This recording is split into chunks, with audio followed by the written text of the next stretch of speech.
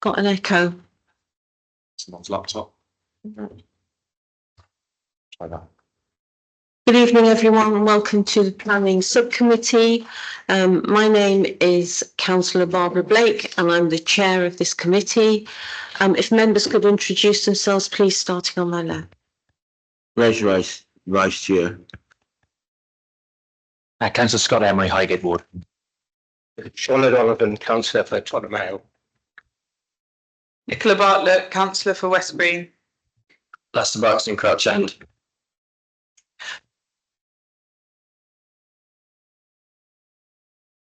Councillor Bevan, Northumberland Park. Could the officers introduce themselves, please? Cody Sprock, Principal Committee Coordinator. Justin Varney, Legal Officer. Bob Shosofsky, Assistant Director, Planning, Building Standards and Sustainability. Catherine Smith, Head of Development Management. Eunice Swan, Planning Officer, Development Management.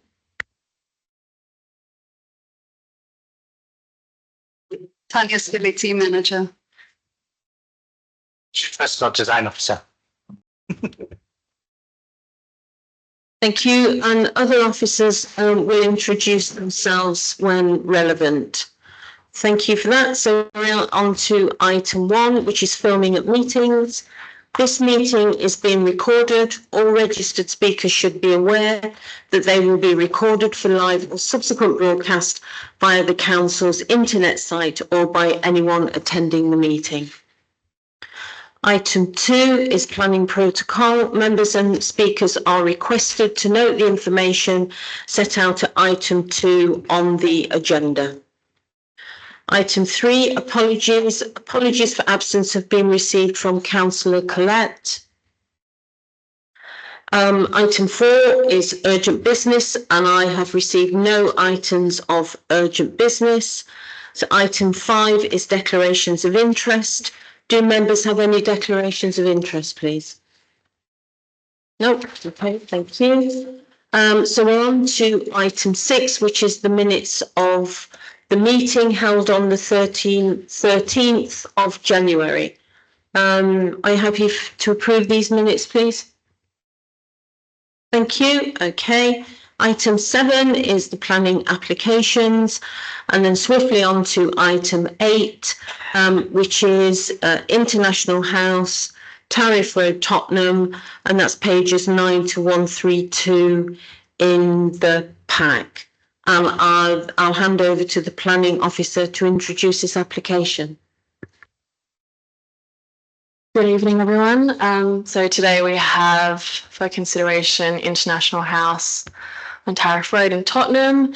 So this is an application for the demolition of an existing industrial building and an erection of a new 4-storey building of use Class B2, which is general industrial, alongside Class B8 storage distribution. So this is to facilitate the relocation of the headquarters of Harts Heritage Building and Roofing Suppliers, who operate a range of building and trade services, and it will also incorporate ancillary offices, a workshop and a scaffolding yard. So coming into the site context and location, so this is located on the western side of Tariff Road within an established industrial estate. So this aerial image on the left we see here is looking west. And on the northern side we have a private road leading to another warehouse facility, residential terraces to the southwest, and then other surrounds of warehouse buildings. So this is located within the Brantwood Road strategic industrial location, which is designated employment area. And the goal of this designation is to safeguard land for industrial uses and intensify employment land.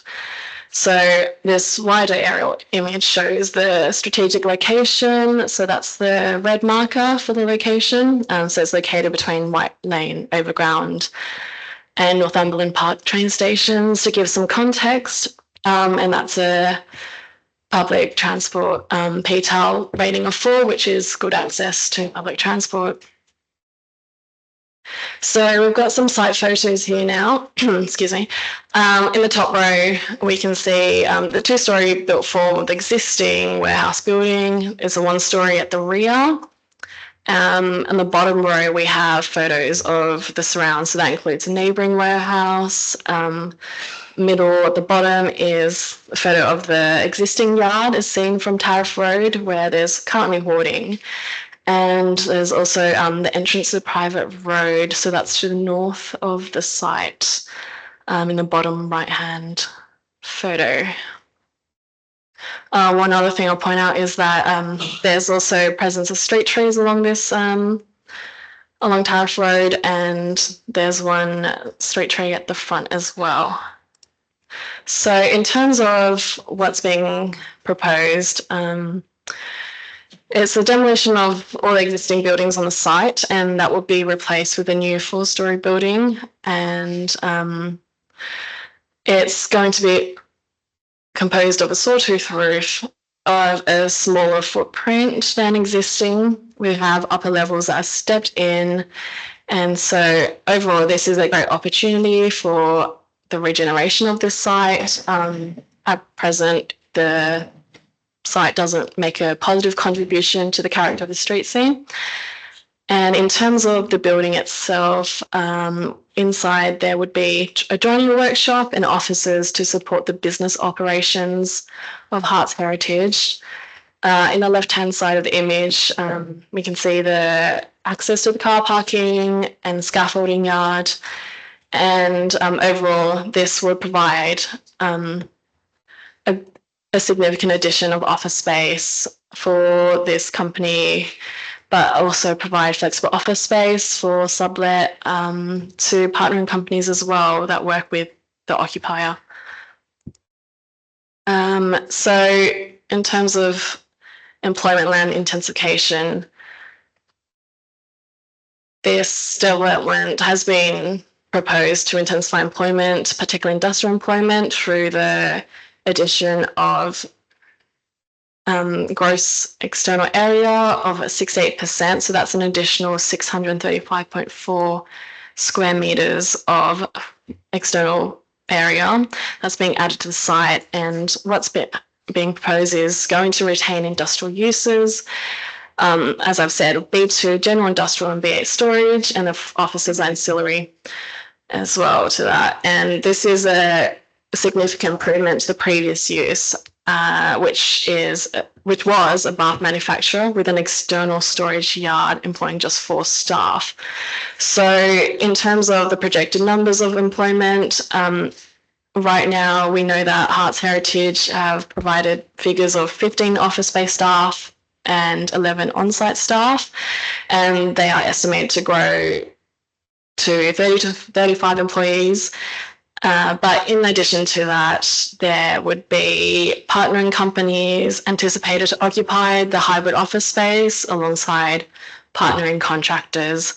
So it's a significant boost to the amount of jobs within this site that can be facilitated. So moving on to the site plan now. So in this image of the site plan, so the north is up. So Tariff Road is on the right-hand side of this site plan. So we have the building on the northeast corner, and I don't know if you can see, but there's like a dotted line where my cursor is running along, which shows the existing footprint of the existing building. So what we have is a smaller footprint, but greater intensification on the site. So it provides greater separation distance to residential, which is down in the bottom left of this plan, and that area would be used to facilitate the scaffolding yard and lorry parking. And then at the very front of the yard, there would be cycle parking, which would be stored in a secure location, secure storage. So that's for long stay parking. There's also 4 Sheffield stands, which were anticipated for long stay parking. that this would need to be upgraded to a more secure location, which we have conditioned for. And then 2 Sheffield stands at the front of the site. So there is a setback from the street, which follows the existing building. So within that setback, there's 2 Sheffield stands to facilitate 4 Vista cycle spaces. Waste storage is also located right at the front of the yard next to the access gates. And then there's a street tree where my cursor kind of is, and that's going to be retained as part of the proposal. So here we have the street elevation and roof plan.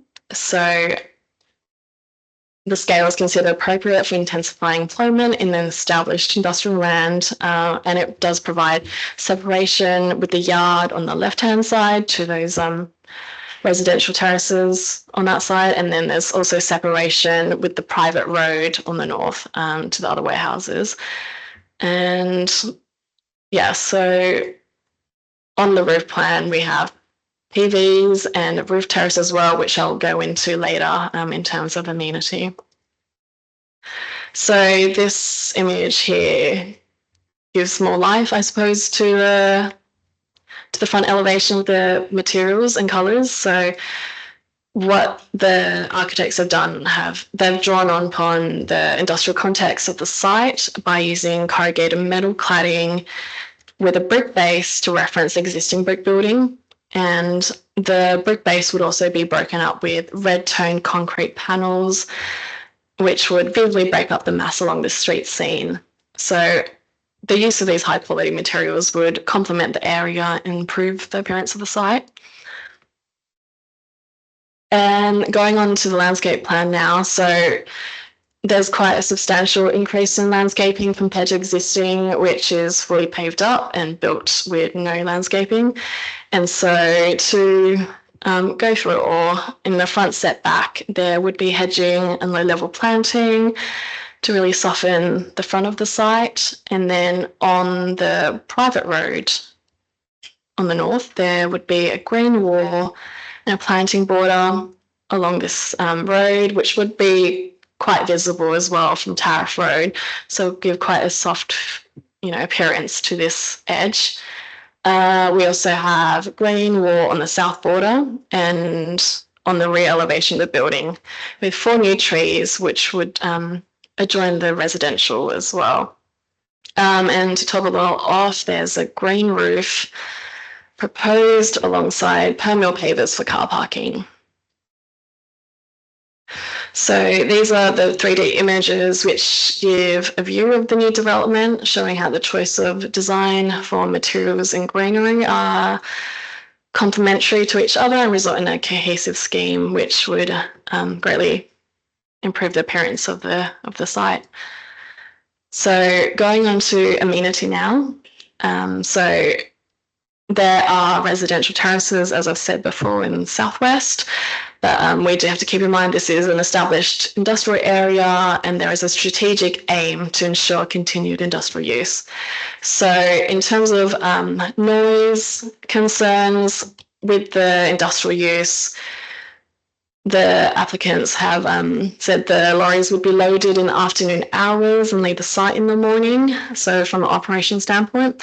And then in terms of the roof terrace as well, this is 29 metres distance from the nearest dwelling and would be used primarily, or would you be used for staff breaks and lunch breaks during business hours. There would be a 1.8 metre high privacy screen on the southern edge.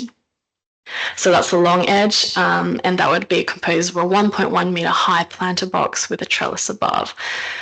So in addition to this, we don't expect many people to be using the terrace at any time. And to enforce this, a condition for noise management plan is included. So that would need to be submitted prior to occupation with details of all noise management controls to limit neighbour disturbance. So to summarise, the recommendation is for approval because this is a high quality commercial space with increased density of employment uses and new jobs. We consider it to be a high standard of design and an appropriate scale that makes best use of available land, and it has a distinctive and positive visual appearance. And then moving on to section 106 obligations. So this is a summary of the heads of terms. So that includes a revised commercial travel plan and monitoring of travel plan contribution. So the travel plan contribution would be £3,000 per year over 5 years. Going on to the next one, we've had to amend the obligations or heads of terms since the report's been published. So initially we included that it would be permit free with respect to business parking permits for the CPZ, but having clarified with transport officers, this is not relevant for development of this scale. It's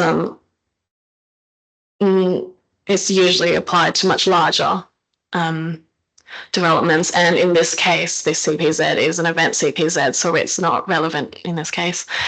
The next term would be construction, logistics and management plan, and there would also be a monitoring fee for this. Considerate constructors, employment initiative for the participation and financial contribution towards local employment training, and then carbon mitigation. So that includes district energy network, energy plan, sustainability review, carbon offset contribution, solar PV monitoring, BC energy performance indicators, metering strategy, highway improvements under section 278 agreement, which would also include a monitoring fee and monitoring contribution. So that's it. Thank you. Thank you, Eunice. Councillor Ibrahim, do you have any declarations of interest? No.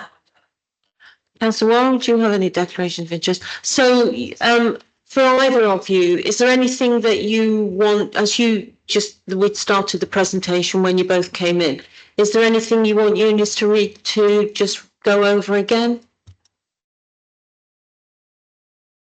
And what about you, Councillor Ibrahim? No. Actually, this site is in my ward, so I just want that to be noted. But other than that. Okay. That's all right, yes. Are they able to vote in as much as they missed part of the presentation? Yes, because we've asked if they want the and Eunice to recap anything, and they're happy, so they can participate and vote in this. Yeah. Edward, yeah. Okay. All right. Okay. Thank you. So, any questions, please, from the committee? Councillor Donovan. Presentation. It was related to condition 22 and noise management. It says that the scaffolding vans will be loaded in the afternoon, and then they will be driven off site, presumably to where they'll be used by 7 o'clock in the morning. So how early is that? Because obviously I think the nearest house is 29 metres away from it. Is there likelihood of disturbances at 5 o'clock, 6 o'clock in the morning? I note that there was no objections from local residents in relation to this. The other point was in car parking, and obviously whether or not parking will affect the local residents. Here it says here that there will be 8 parking spaces for the scaffolding trucks plus another 12, and you feel that's sufficient in order not to have any pressure on off-street parking. Is that correct?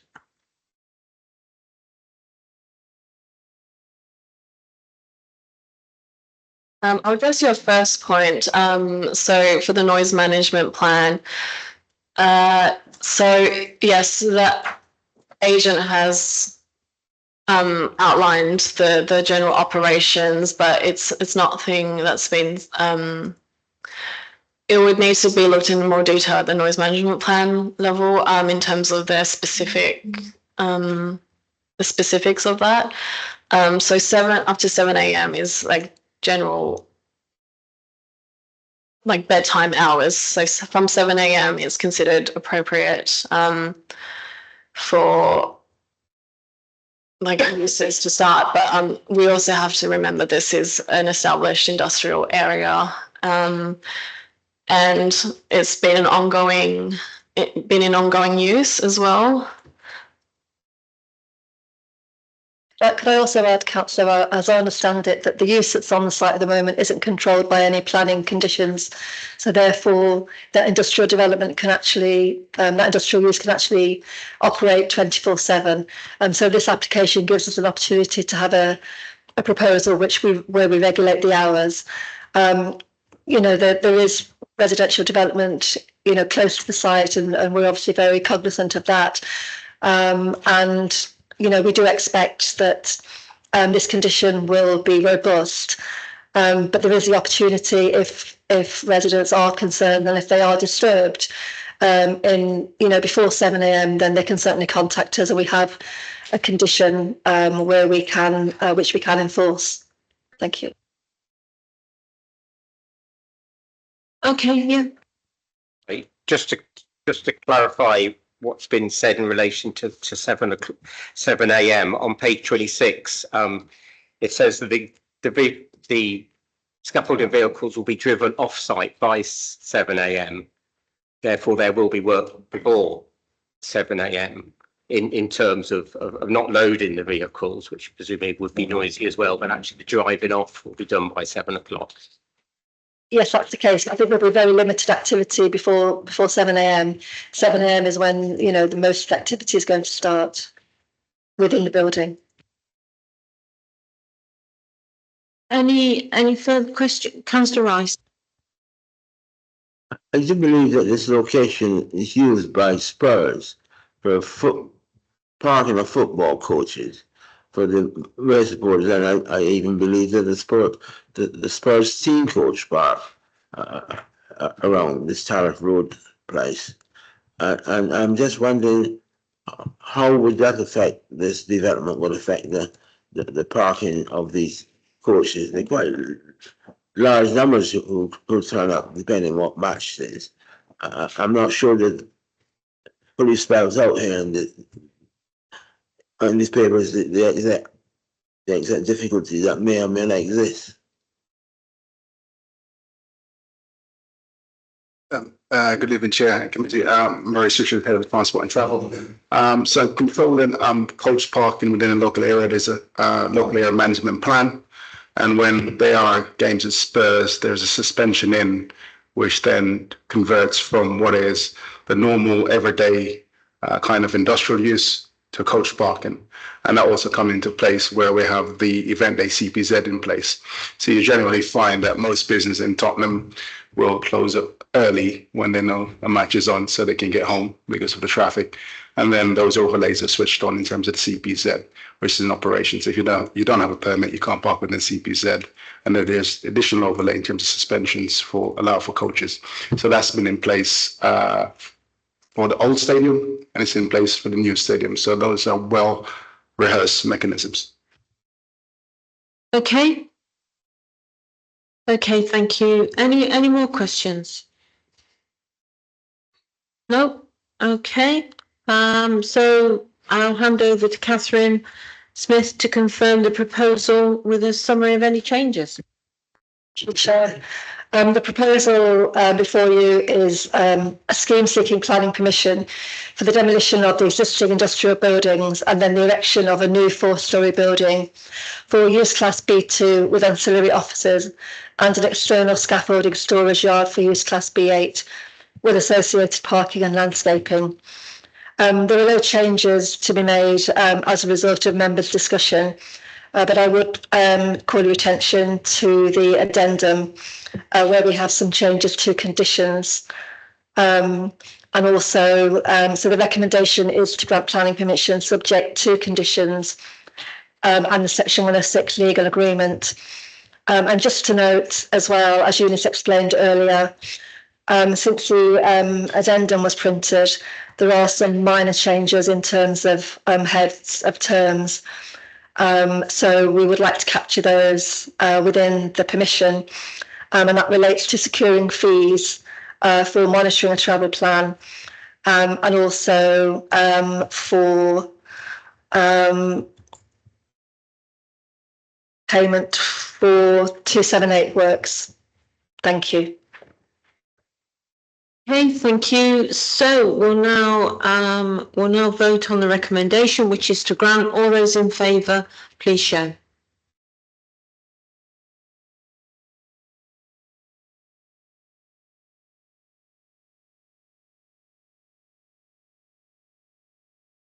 Okay, that's unanimous. Thank you. Thank you, Eunice. Thank you. So, okay, I'll just give everybody a chance to change over.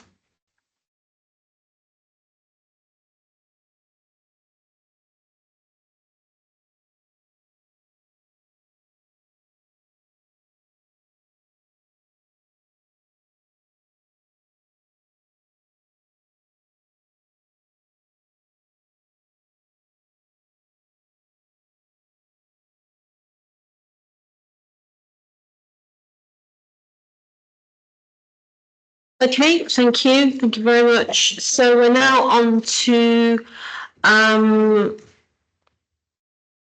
item 9, which is the land adjacent to south of the junction of Seven Sisters Road and St Anne's Road, and that's pages 133 to 258 in the pack. So I'll hand over to the planning officer to introduce the application. Sure, Please. before you go, officer, I want to ask a question. Thank you. No, this is local authority land, and officers will be presenting the report on local authority officers. What system exists to make sure that the whole process is above board and not tainted by any over-familiarity between people? Thank you for the question, Councillor. So the council's constitution and the planning protocol within that does set out some very clear measures to make sure there's a separation of duties, and it does mean that all council applications like this on council land come to planning committee so that there is the appropriate scrutiny. So yeah, that's set out in the council constitution, and I can confirm that all those procedures have been followed. Thank you. Okay, thank you. So I'll hand over to Gareth now to give the presentation. Thank you. Thank you, Chair, and good evening. So this application is at land adjacent to Seven Sisters Road and St Anne's Road. The applicant is Haringey Council, as just discussed, and this forms part of Haringey's housing delivery programme. And the application is for the construction of 66 new social rent homes across 2 buildings, each 6 stories high. So the land is in the east of the borough. As I said, it's Seven Sisters is flanked on the one side, St Anne's Road on the other side. Tottenham High Road Station and Seven Sisters Station is located to the northeast of the site. And it's a PTAL 4 to 5, which is good to very good. Surroundings are predominantly residential and commercial, and there's no specific site allocations on this site, and nor is it within the Tottenham AAP. It's not within a conservation area either, and there are no listed buildings on the site. In fact, there are no buildings on the site at all.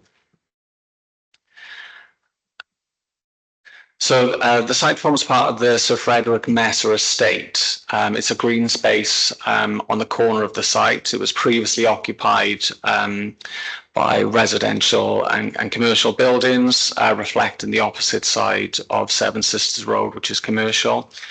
It's entirely green space, although it's a very poor quality open space, ill-used, poorly defined, no formal play spaces, sitting spaces, etc.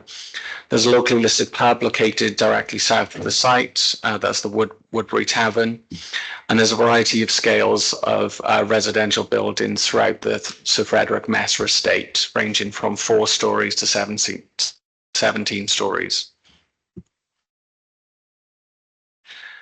So just picking up on those details there, the purple shows the existing commercial centre, of which the site is opposite. The grey areas are residential, and this includes the St Anne's Conservation Area, which is just to the north of the site. There's some industrial to the top right-hand corner there. And some education just to the south east. However, as you can see, in terms of the grey space, it's predominantly residential. So just looking at the surroundings, as I said, the space is quite whilst not an unattractive space, it has several mature and semi-mature trees on site. But it's poorly defined, it's poorly used. It's an informal space flanked by highway. So it's not an attractive space for people to use. And that shows, as you can see in these photographs, there's nobody using the space. And that was pretty much how the space was every time I visited the site. So this application really offers an opportunity to create not only additional housing, but a much higher quality open space for not just residents of the proposed building, but for the wider Frederick Messer estate and the surrounds.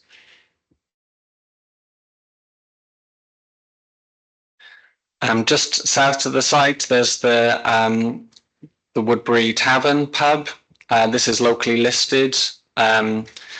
This is not a listed building, so it's not subject to the same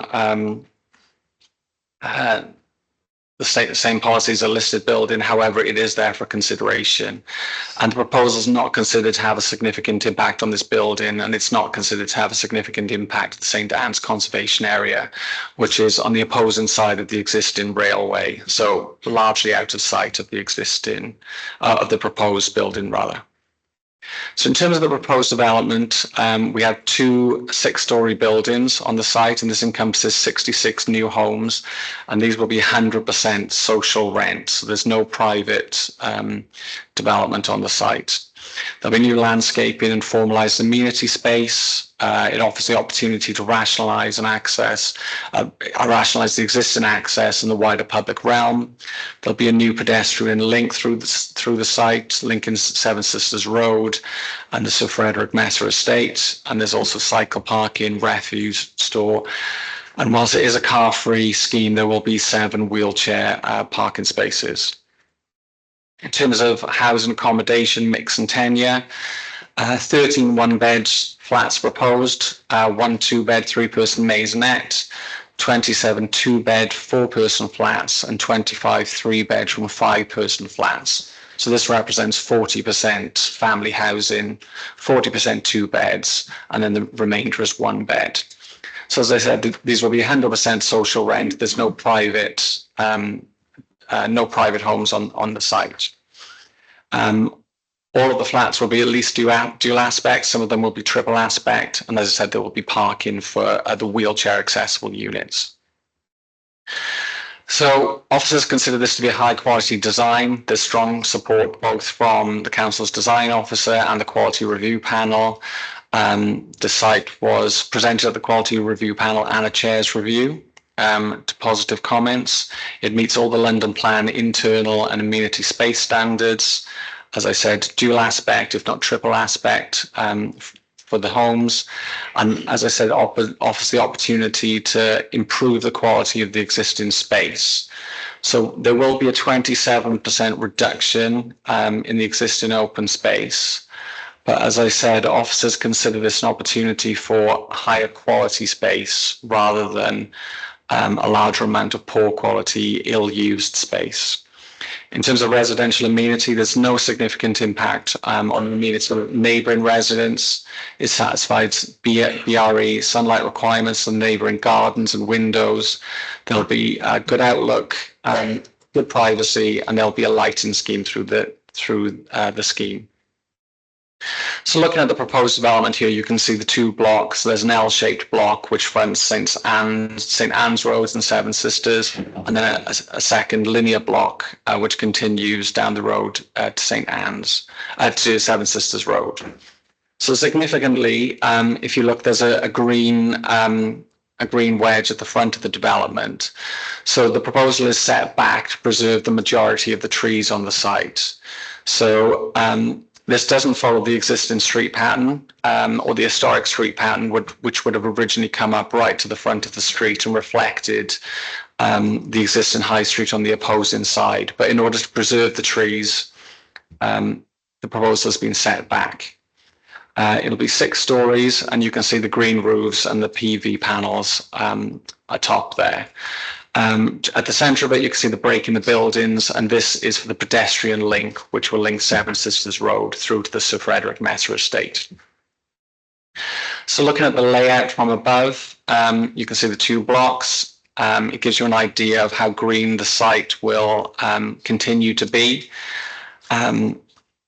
There will be a large space to the rear of the blocks, which will serve not only the proposed units, but the existing units, particularly at Henrietta House, which is an existing 4-storey block, which I believe is also social housing. This shows a typical layout of the housing. So obviously residential, a mix of residential at the above, at the ground floor units. You can see at the centre of the image 5 of the wheelchair accessible units, and then the 2 remaining units in the bottom right hand corner there. The refuge storage will be in that corner as well.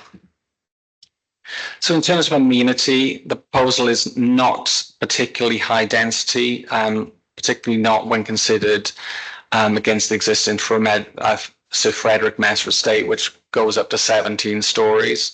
So the distances between the buildings ranges from 20 metres, 35 metres, and then approximately 30 metres to the opposing properties on the opposite side of Seven Sisters Road.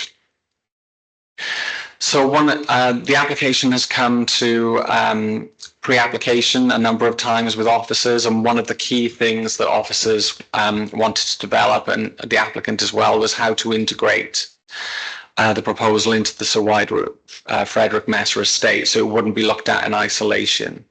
So in urban design terms, we consider that the proposal really finishes the estate and has a much more positive relationship with the street, even though it's set back. And one of the key opportunities there was to create this link through the centre of the through the centre of the proposal and onto Paignton Road open space, which is within the estate. So this will be a tree-lined boulevard, and this will form part of the wider master planning and landscaping strategy for the site. So looking at some visuals for the proposed development, this is the corner of St Anne's Road and Seven Sisters Road. As you can see, 6 stories, a red brick building with some the entrance lobby will be located on this corner. There'll be balconies overlooking the street, windows overlooking the street. So in terms of urban design, this is considered a much more positive relationship and a much more urban development, which is in keeping with the surroundings.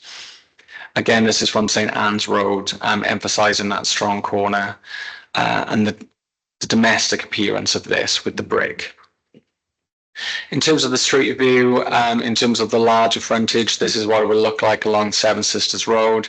And as you can see, much of the existing green space and green trees will be retained, which still gives it a very soft landscaped frontage onto Seven Sisters Road. In terms of the height and massing, it really bridges the difference between the 3 to 4 stories on Seven Sisters Road, rising up to 6 stories for the proposed development. And then, as you can see, there's a much larger massing to the rear at 17 stories. Again, looking from St Anne's Road, there's a number of different buildings with different massings, and this at 6 stories is considered a moderate development within this context. Again, looking at the materials, officers were keen to have quite a soft domestic appearance to this.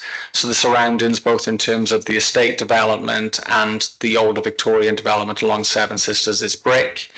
And we consider this to give it a much more warmer and domestic appearance. So it will be red brick on the front facades and then a softer off-white to the rear. So just looking at those in more detail there. So there will be open walkways to the back, which will create some shading, although this is what allows for the dual aspect development. So just to lighten that up at the rear, there'll be this off-white lighter brick. And then, as I said, the warmer red brick to the front facades.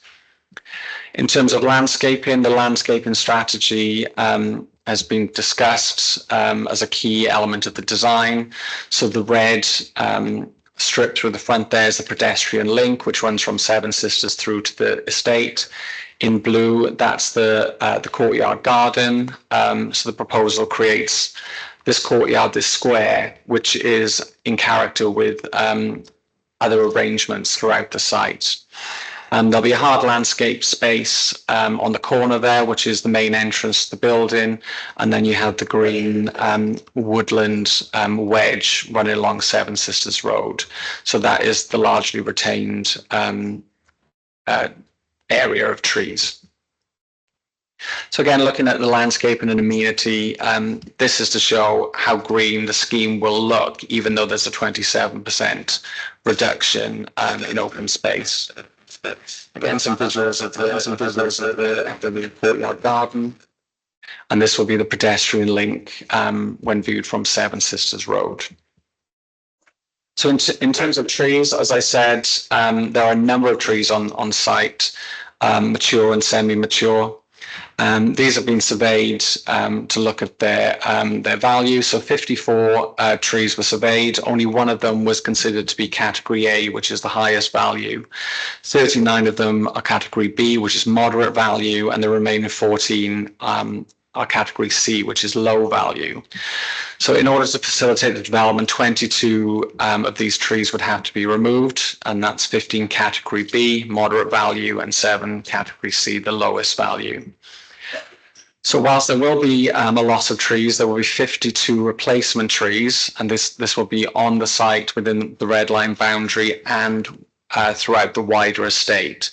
So that's builds into the concept of trying to connect the proposal with the wider estate, not just through connections, but through the landscaping as well. So there'll be no net loss of trees, and in fact, there'll be a net gain of 30 trees. And this feeds into the biodiversity net gain, which will be 11.2%, which is just above the policy target of 10%. So in terms of where these trees will be located, as I said, some of them will be on the site, but many of them will be located throughout the estate, improving not just the existing open space, but open spaces throughout the Sir Frederick Messer estate. In terms of parking and transport, as I said, the public transport accessibility level is 4 to 5, which is good or very good. And therefore there's plenty of access to trains, buses, the overground and the tube, etc. So this makes the site appropriate for car-free development. There will, however, be 7 wheelchair accessible parking spaces, which exceeds the minimum of 3% requirement of the London plan. So it's about 10% wheelchair accessible parking spaces. And there'll also be additional cycle parking as well. So in terms of sustainability, this is a high thermal performance development, and this is through a number of measures. The site will be heated by air source heat pumps, PV panels on the roof, which will also contain green roofs. This will increase the biodiversity across the site. As I said, about 11% biodiversity net gain. There will also be drainage measures such as permeable paving, and below ground attenuation drainage. There'll be a number of planning obligations, so the standard carbon offset fee, car-free agreements for around £4,000. There'll be a travel plan contributions for local employment, local skills, and a sustainability review and monitoring cost, amongst others. And as such, the officers recommend this proposal for approval subject to conditions and obligations. Thank you. Thank you, Gareth. Thank you. Okay, so I've got Councillor Brennan and then Councillor Warren. Councillor Brennan. I think this looks very impressive and I'm really pleased also social housing. I'm just interested to know what measures we have in place to make absolutely sure that we are policing our own planning regulations, that we're following it. What measures we got in place so that we don't accidentally miss something out that we have to do, that someone else can come back and say, you have done this. Thank you. Thank you, Chair. So in terms of this planning proposal, we deal with it the same as with every other planning proposal. The fact that the council are the applicants doesn't really make any difference. So we deal with it in the same way. We go through all the same processes, ensure the scheme is of a high quality, ensure the accommodation is suitable, ensure the landscaping is perfect, and there's enough parking, etc. We wouldn't be recommending approval unless we've done that level of scrutiny and made sure that we secured everything we needed to in terms of planning conditions and planning obligations. It's just that I just have a planning thing in my own ward where residents caused a lot of trouble by going through. This was also a council, it was their own building, it was entirely social housing, where residents themselves went through and there was quite a lot of difficulty because they said that we had not followed our own planning rules. So that's why I wanted to make sure that we could sort of be very robust when we said that we had, so we don't get that. Yeah, and what Catherine has said is exactly right. We treat it just like any other development, and there are many checks and balances internally. We have internal and external consultee comments who follow the same rules as well. So there are various checks and balances in place on that. Also, a number of the team, including myself, are chartered professional town planners, which mean not only are we obligated to the council's code of conduct, but also to our own professional code of conduct to make sure things are dealt rigorously and in the appropriate way. So with all that in mind, there are numerous checks and balances in place to absolutely make sure that we're holding it to as high standards as we would to any other applicant. It's something we take very seriously and it's very important to us. Thank you, Councillor Warren. Thank you. Yeah, this is clearly a proposal with where quite a delicate balance has had to be found between respecting the fact that it's currently a green space, but then also maximising the amount of social housing we're able to get on it because of that high need. And I note that in the presentation and in the papers, it's sort of mentioned that it's been relatively modest in terms of how much housing it is packing on that site, and there are other larger, taller buildings in the wider area. So I just wondered, I guess, whether we're confident that we have best utilised the site in terms of maximising the amount of housing we felt we could put on there while still getting that balance right. Yes, so this application has come into pre-application several times, and that was one of the conversations. So in terms of the developers, they have to look at obviously design, but also costs and what will be the most effective outcome. So this was one of the issues that we asked them to go away and explore. So there was previous schemes presented with higher densities on the site. However, in terms of maximising the value of the site and what could actually be delivered, this was the scheme that that they came up with, but that was explored. And yeah, this is the result. Right, can I just remind the committee, and I should have reminded you, can we have questions of clarification to the planning officer, because Councillor Williams is here and she's going to speak for 3 minutes in a while. I'll call you, Councillor Williams, so we can ask Councillor Williams some of the wider questions. So if we can stick to questions of clarification. Sorry, I should have said that in the beginning. My mistake. So it's Councillor Emery, please. Thank you, Chair. Before I start, I'd just like to point out there's quite a number of casework issues raised by residents in the comment section on the application. I just highlight those for officers and councillors to action. On the actual question, can I get an explanation of how the energy from the solar panels will be used? Will this cut bills for those residents?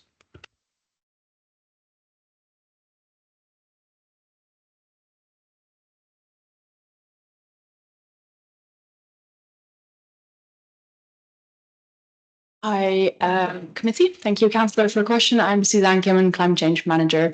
I believe the solar panels will be used for the landlord supply. So, sorry, just to clarify, that is for lifts and other areas. Thank you.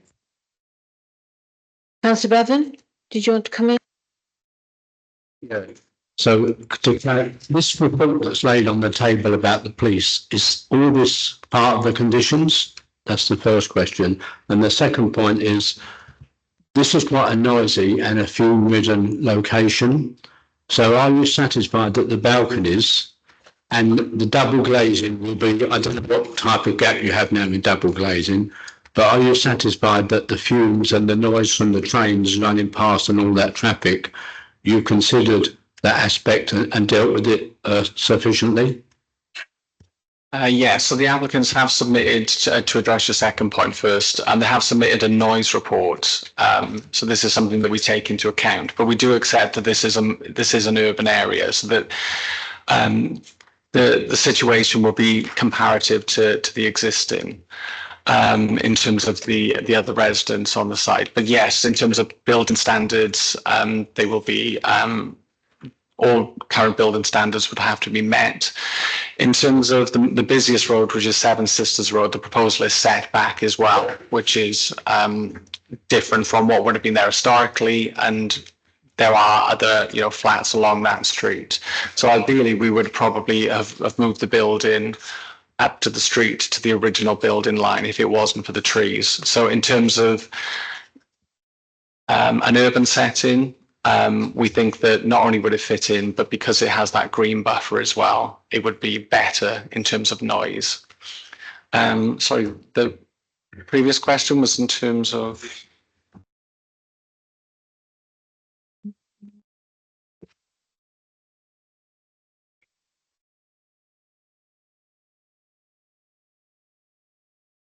So the fire condition. Yeah. So your question was, are these part of the conditions? Well, I must say this is the first time I've seen a comprehensive report from the police on any development, including ours. And from our local knowledge, design of estates in the past has led to lots of antisocial behaviour issues. So it's really good that the police seem to have got involved and delivered this report. There's a few things I want to say about it, but are all what they suggest here, is that going to be part of the conditions for this scheme? Yes. So we have some conditions in relating to those that were suggested by the Metropolitan Police. So they've submitted this report. There's no objections. That they've suggested some conditions, and those have been added. Okay, thank you, Councillor Rice. Thank you. I've got a few questions, including a specific question to Councillor Williams of a policy. One of the things that when we went along on Friday talking to people, they were concerned very much about parking, and it's quite a big issue. In Haringey, you take away the garages, you take away what little green spaces, and you say, we'll go and park in the street. And people don't like that. And no attempt has been made to address the difficulty about parking. I mean, it's not good enough. Another thing that we some time ago agreed that bricks that's to be used in these developments and materials, you have them at these meetings such as this so we can see exactly what the building will look like.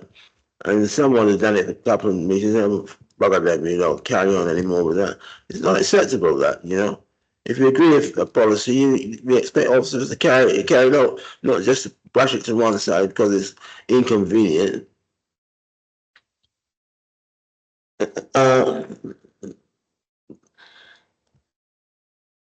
I'm concerned about what's they call heat pumps.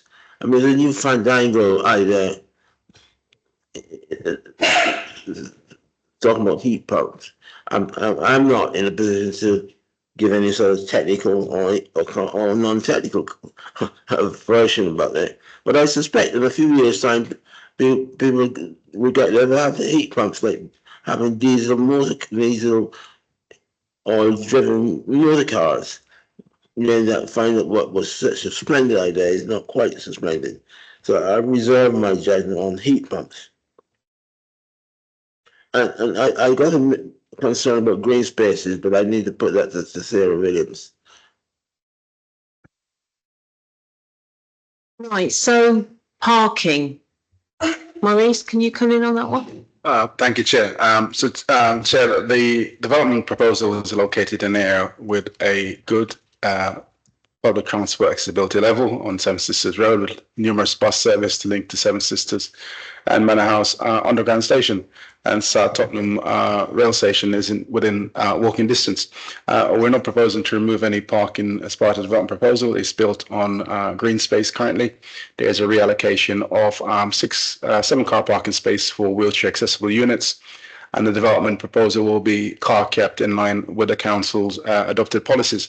So in terms of policy-wise, Chair, this development proposal ticks all the council's policies, the London Plan policy, and there's a parking management plan attached to this development proposal to ensure that we assign those car parking spaces to those who need it, which are first is residents with a disability, and then to larger family size units. So I think this is standard practice in terms of development proposals coming forward, where the public transport accessibility exists to actually make sure they're car kept and car free developments. And the committee, will remember, we have approved similar developments in the past. Thank you, Maurice. You have raised the issue about bricks in the past, Councillor Rice. So I'm sure we can have a few bricks brought to the committee. But Richard, do you want to come in on the bricks? But I'm sure we can arrange for a few bricks to be brought so that we can have a look at them. Okay, thank you. Thank you, Richard. Oh, yes.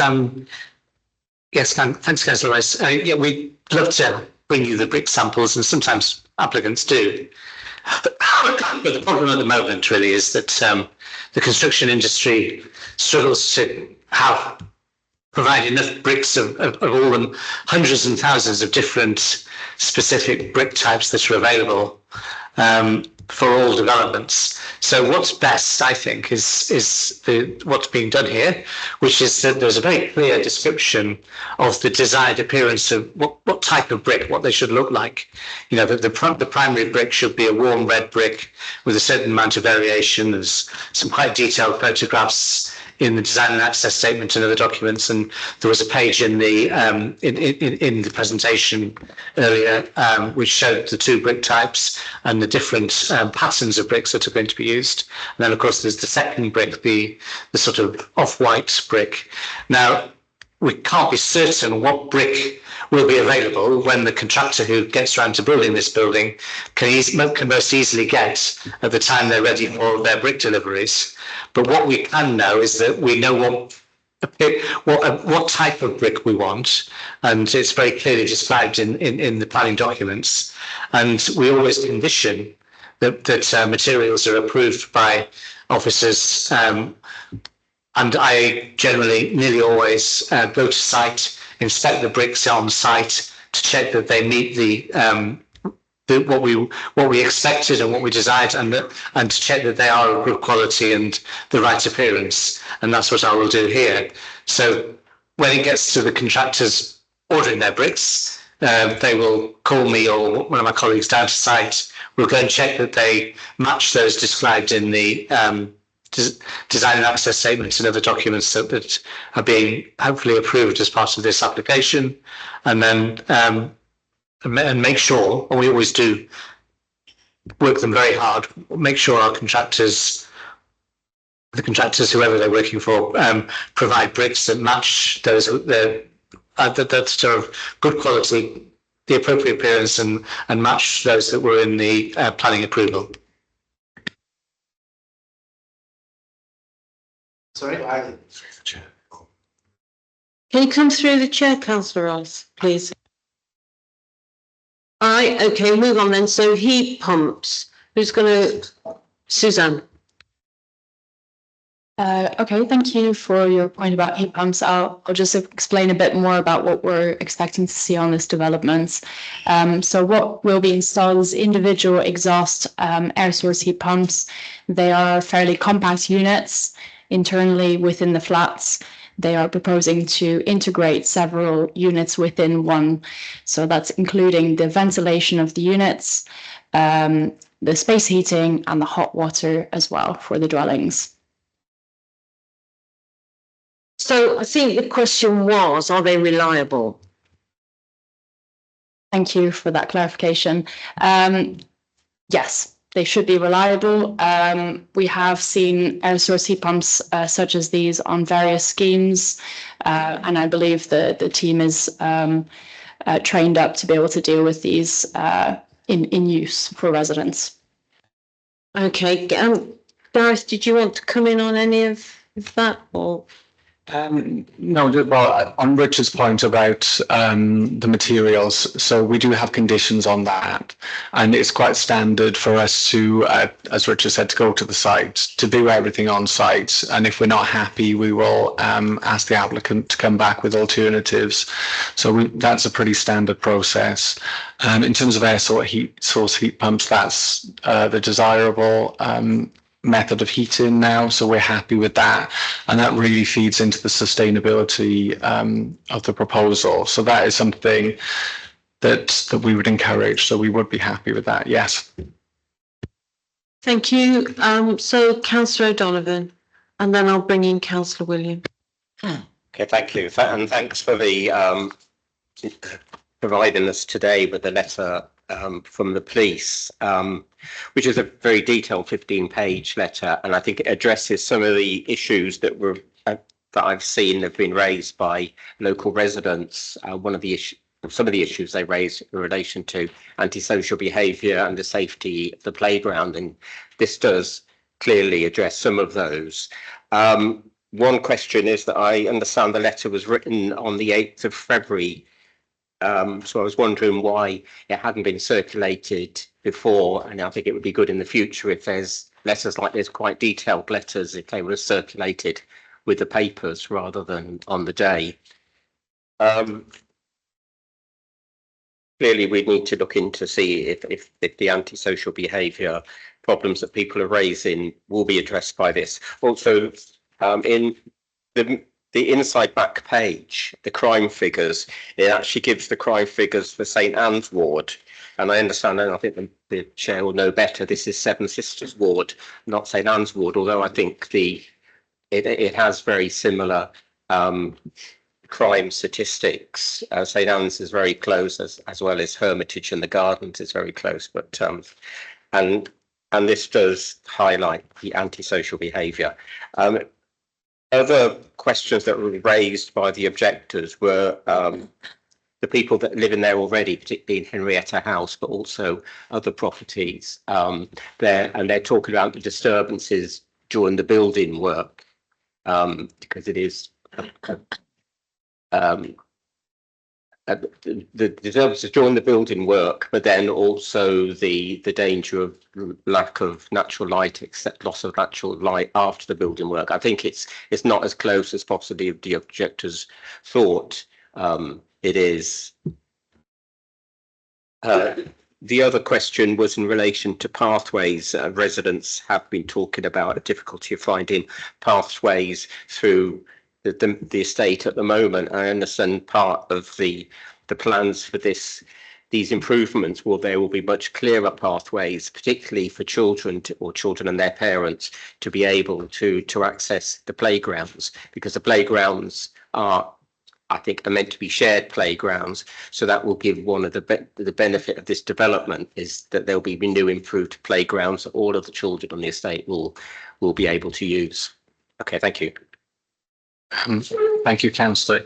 Yes, in terms of the playgrounds, as you saw on site, there isn't any at the moment. So this proposal offers the opportunity to look at the open spaces, to make more secure, more well-designed open spaces. So in terms of urban design terms, often the most safe and most lively open spaces are those that are surrounded by an active edge of buildings. So in terms of what we have here, we've almost created an urban square.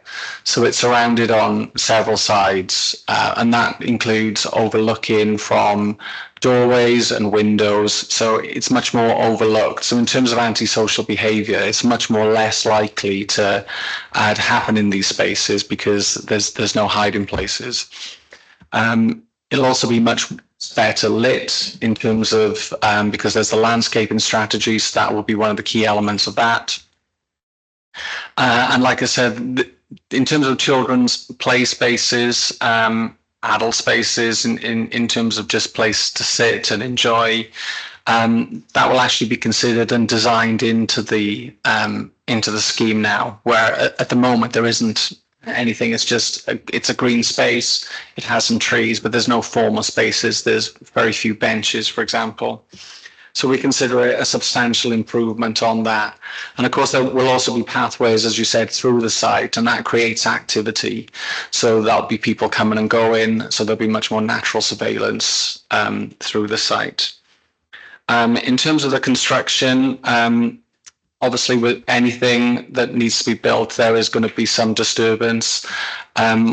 We can't prevent that, but we can control the impacts of it. So there will be, there is conditions that are proposed in terms of the hours of operation. The applicants will have to submit a construction management plan, and that will outline all the different aspects of the construction and how the site is going to be kept tidy, when deliveries can arrive, etc. And of course, the main thing is that there will be limited hours. So this will not be going on throughout the night, for example. And in terms of the comments noted, in terms of we can incorporate the police comments into the report in future, but yeah, we circulated it as a separate report given the size of it this time. Thank you. And about the crime, it's on the border of Seven Sisters and St Anne's. So, okay. Right. Okay. Thank you. So, Councillor Williams, can you come forward, please? Yeah, time.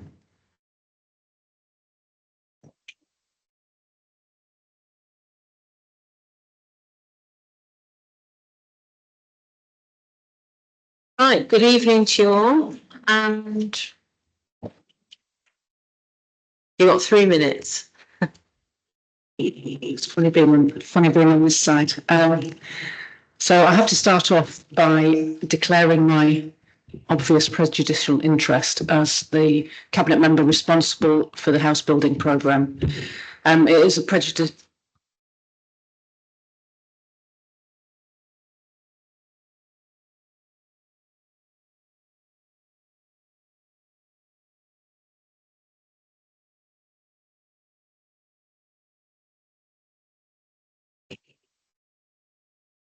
Okay, try again. So just to say I have, I'm declaring my prejudicial interest as the cabinet member responsible for interest that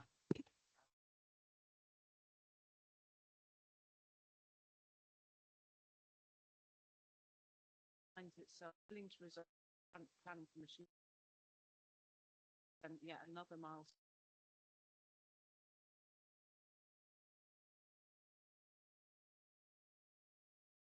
Taken some really good progress.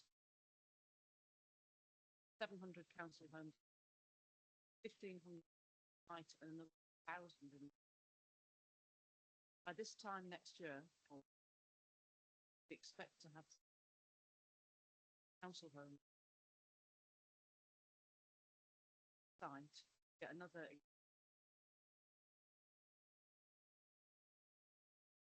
66 homes, as mentioned, social rent. 80% of these, 38% families. And like elsewhere in our incredibly edge and Doris. And I'll just answer to I think it's Councillor Bevins and being reassured.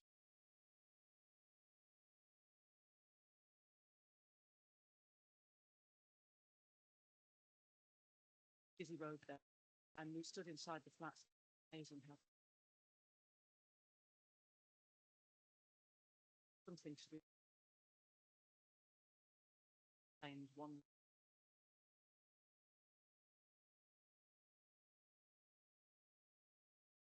I think these.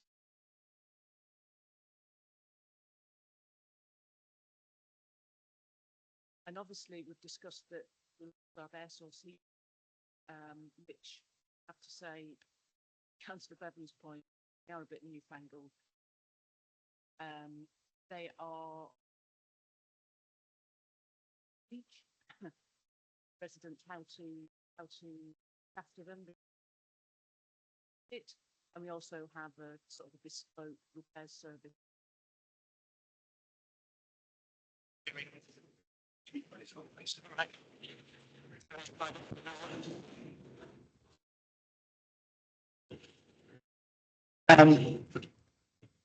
They can help residents get used to the new technologies, and also we'll be working with our in-house repairs team to train up the new technologies that the repairs team also need to get. And we've discussed the solar panels, and it's designed, this whole thing is designed to passive house principles, all of which contributes to a net zero, a net reduction of 89% of its carbon emissions against building regulations, which is a really, really high threshold. Can you wind up, Councillor? Yes. I will wind up. Just to say it's been a great pleasure. Of this, one of the great pleasures of the role is to see families move into new homes across the borough, and just to see how happy they are with their brand new homes. And today the committee has yet another opportunity to play its part in delivering those smiles for another 66 families whose long wait for council housing will be brought a step closer. Thank you. Thank you. So I think Councillor Rice, you wanted to ask Councillor Williams about green space? Thanks, Chair. Councillor Williams, my concern is actually oh God.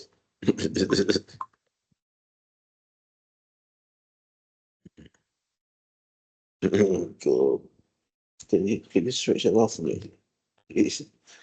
Sorry, my concern is whether where do we stand with policy in terms of all membership of this authority.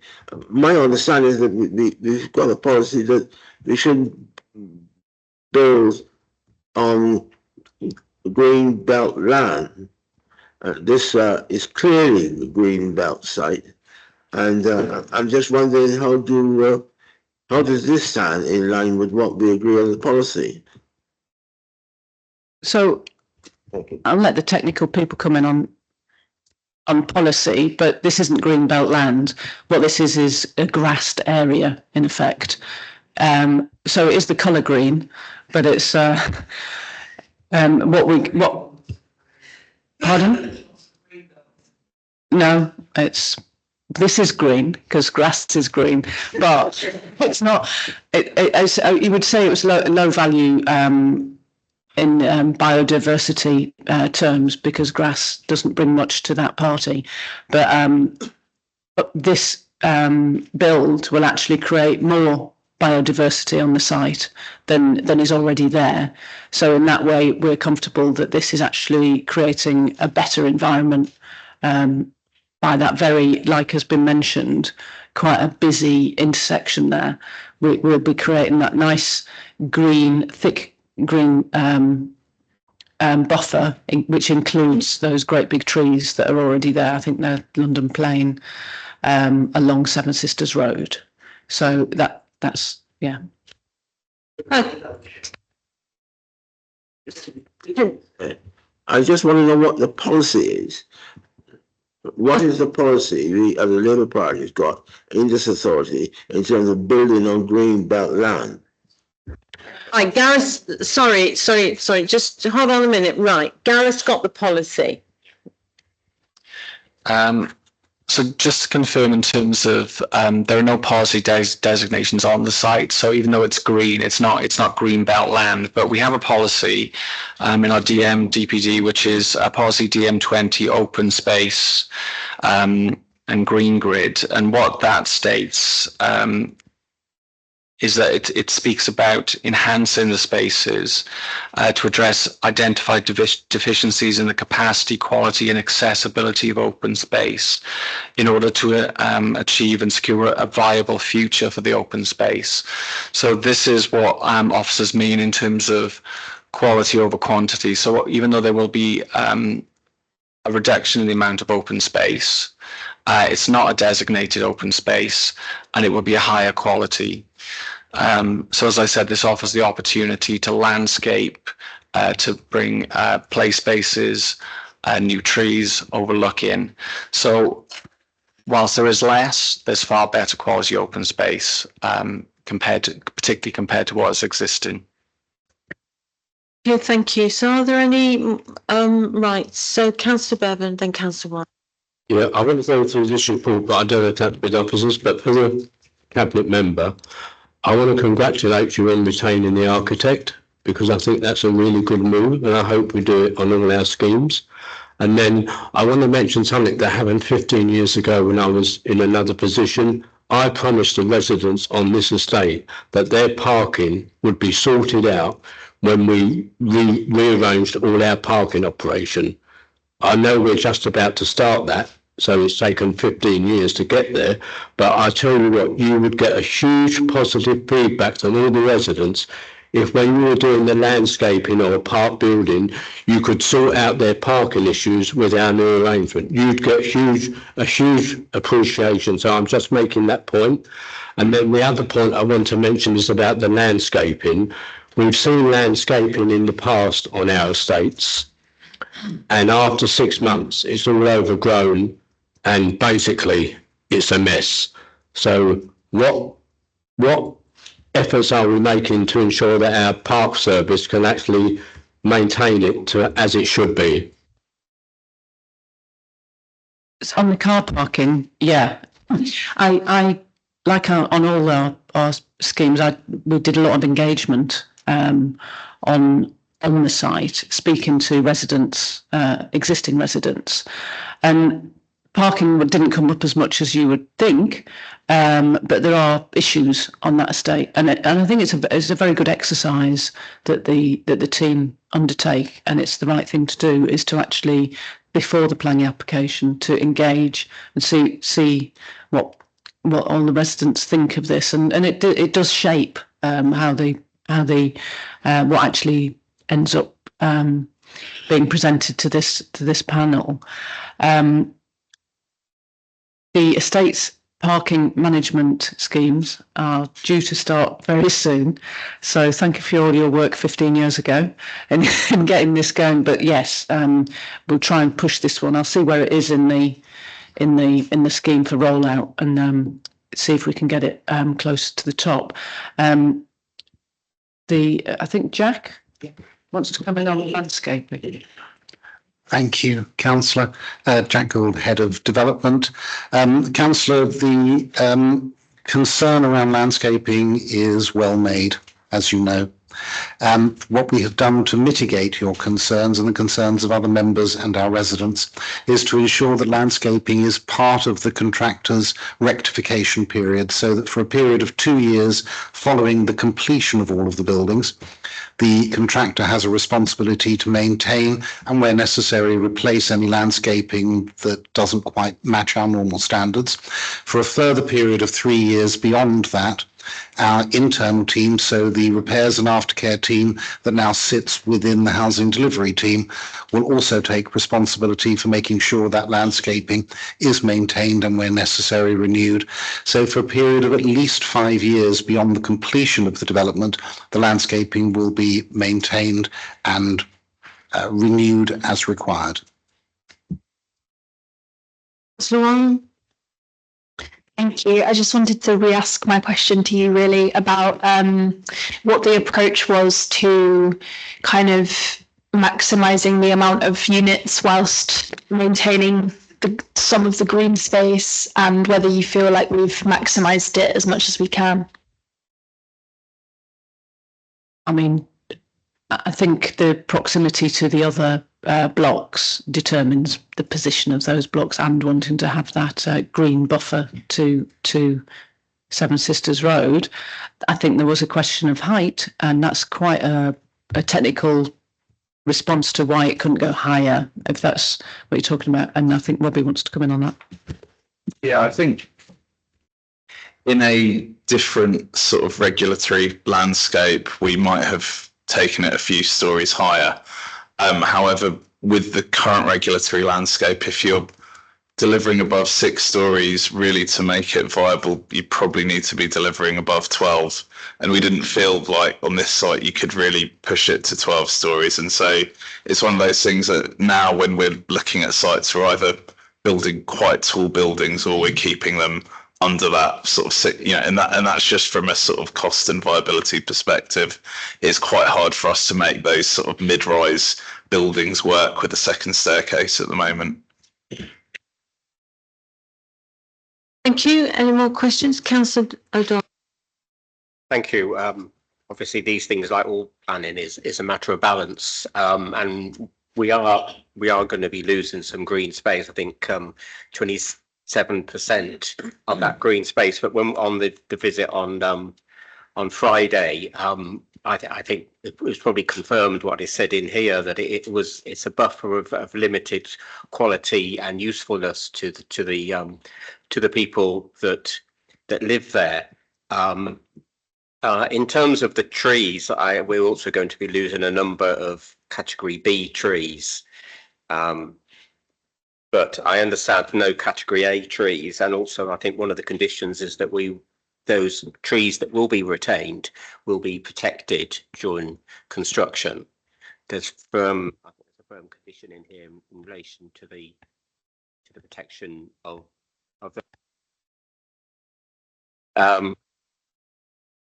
There's a question for you, and the question for us is base, but as you said, we will be gaining not only council homes, but hopefully an improvement to the existing area as well, added play area. Yeah, I mean, it's quite you probably saw when you were there, it's quite a rangy estate. There are quite big areas of space on that estate. You spoke about protecting the trees during construction.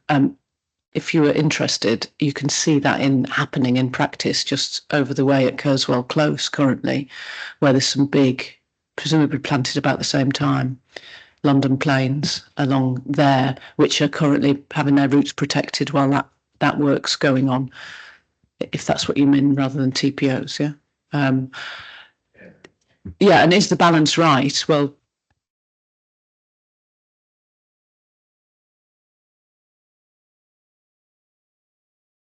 some grassed area is going to produce a large net biodiversity gain. All those homes, plus a lot better landscaping, wayfaring through the estate, and address some of the issues that existing residents have around activation to do with helping to get rid of ASB. Okay, thank you. So are there any other questions? No? Okay, right. Thank you. So I'd like to ask Catherine Smith to confirm the proposal with a summary of it. Yeah, can I just go through the crime report? I don't know whether that's to the officers or the cabinet member. Okay, all right.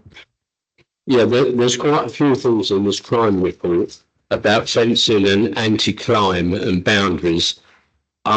It would be my assumption that all of this will look attractive and none of it will be derogatory to the look of the estate. That's my assumption, because on boundary treatment, it says quite a lot, basically.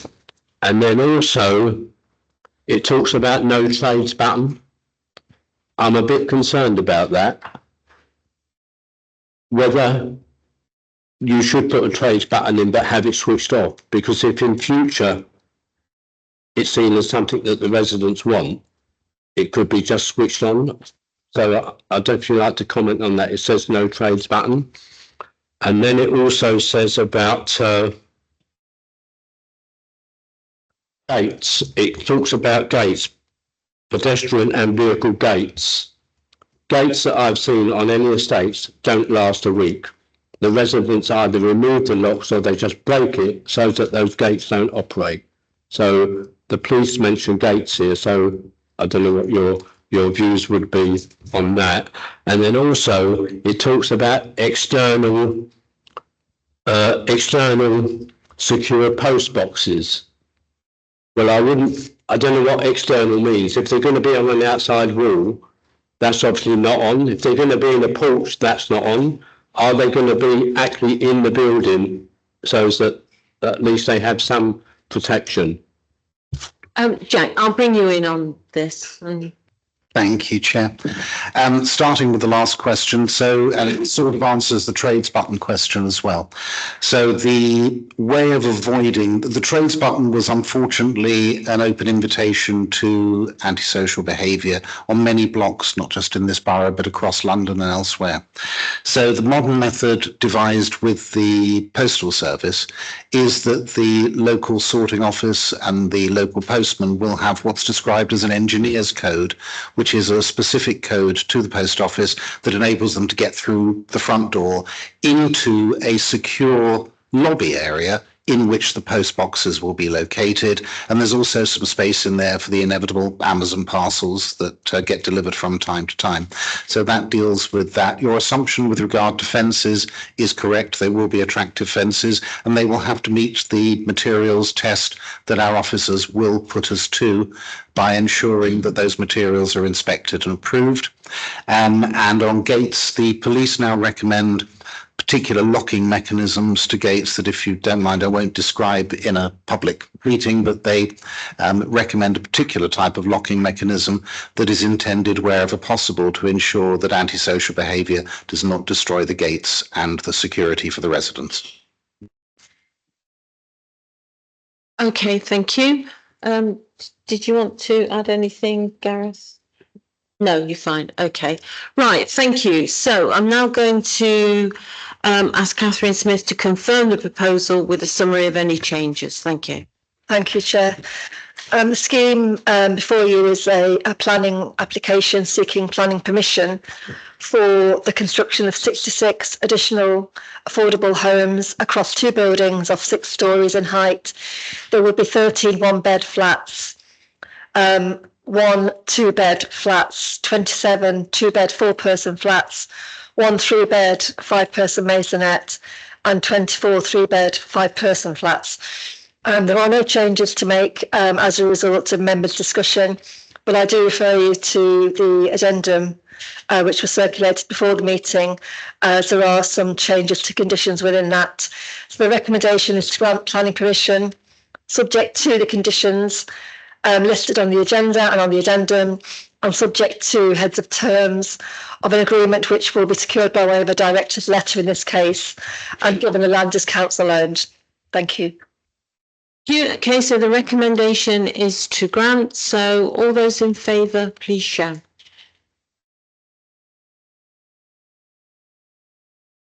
And that's unanimous. Thank you. Thank you.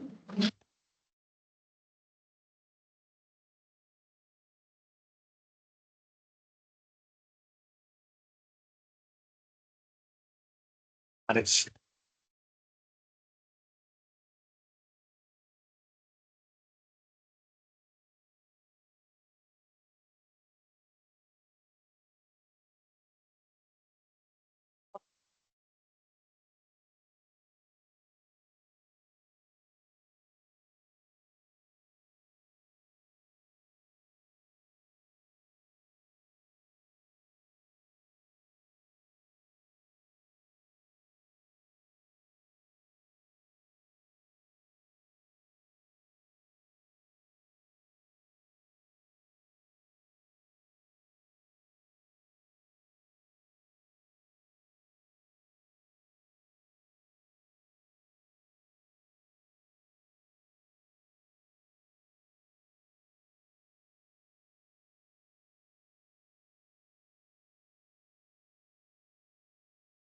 Okay, thank you. So we're now moving on to pre-application briefings. That's item 10, which Valerie's she's going to present the next one. So just logging on. And that's item 11, which is 13 Bedford Road. And it's pages 259 to 282 in the pack.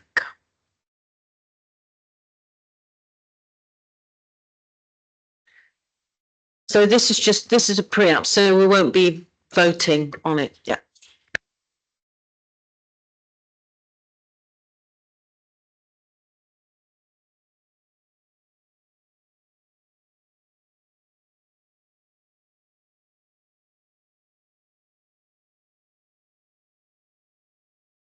Thank you, Chair.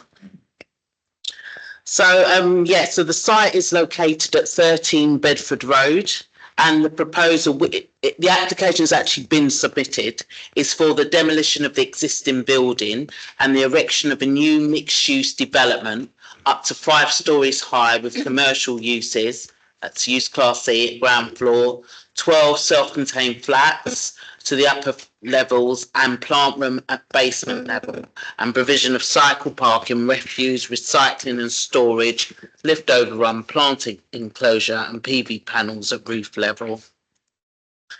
So this is the site location plan, and the site is highlighted in red, and it's located in the corner of the junction of Bedford Road and Alexandra Park Road, and is directly opposite the railway line.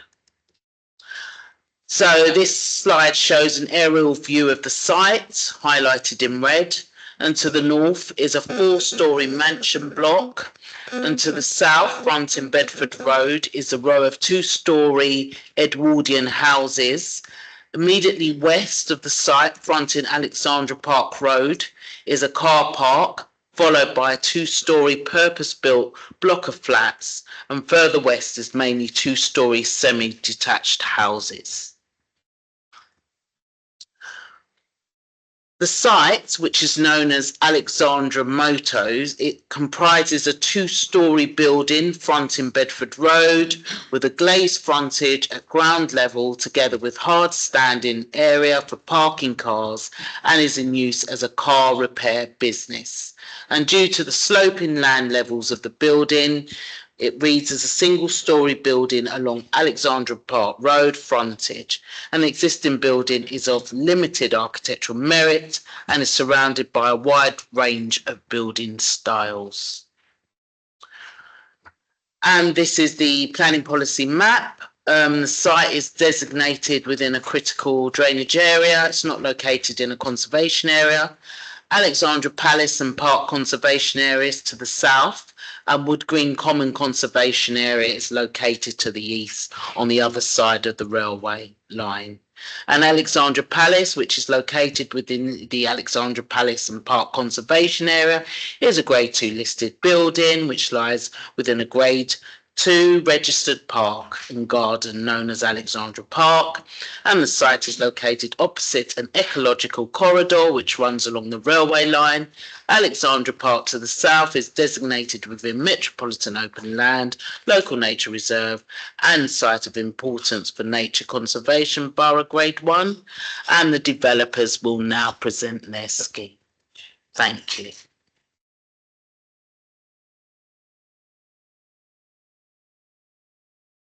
It's obviously we're not voting on this item, but it's just come to mind and councillor O'Donovan's attention that I probably should declare that I'm chair of Alexandra Palace Park and Board and a trustee, as councillor O'Donovan is vice chair and a trustee. So obviously it's in quite close vicinity to the site. I mean, we probably should have done that at the beginning. It's just come to our attention because of the closeness. Okay, you've, yeah, okay, all I right. mean, it's not an item that we're voting on. Yeah. Yeah, can I just add to that? Yes, I just realised that we had correspondence, which I think you've also received from the chief executive. This is back last year, though, and I think the point they make is it's 150 metres away from the boundary. We're obviously not speaking on behalf of Alexandra Palace, and this correspondence, and I'm not sure whether they're objections or whether they're just saying that they would like to be consulted, may become part of the application in the future. Thank you. Okay, thank you for that declaration. Thank you.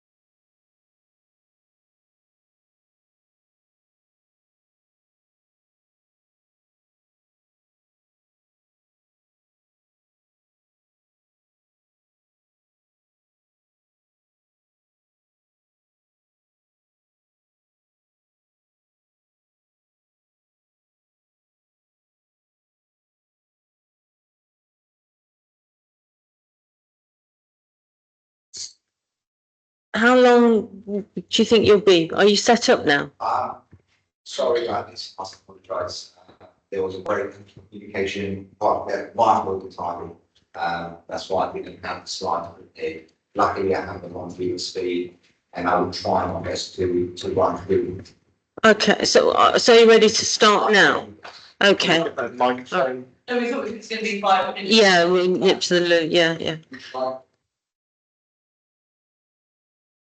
Ready to start now? I can wait for No, are you, no. No, it was just if you were going to be 5 minutes. If you. Right. Okay, all right, so. It needs 5 minutes. We need, right, so your 5 minute comfort break, and I mean 5 minutes. Are you listening, the committee? 5 minutes, Back. yeah.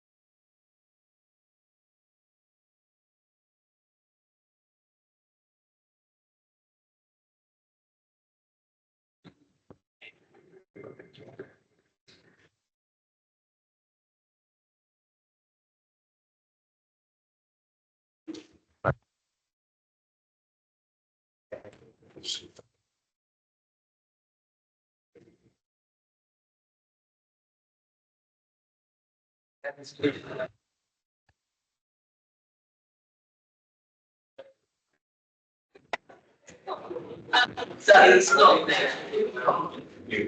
Hey, please, come on.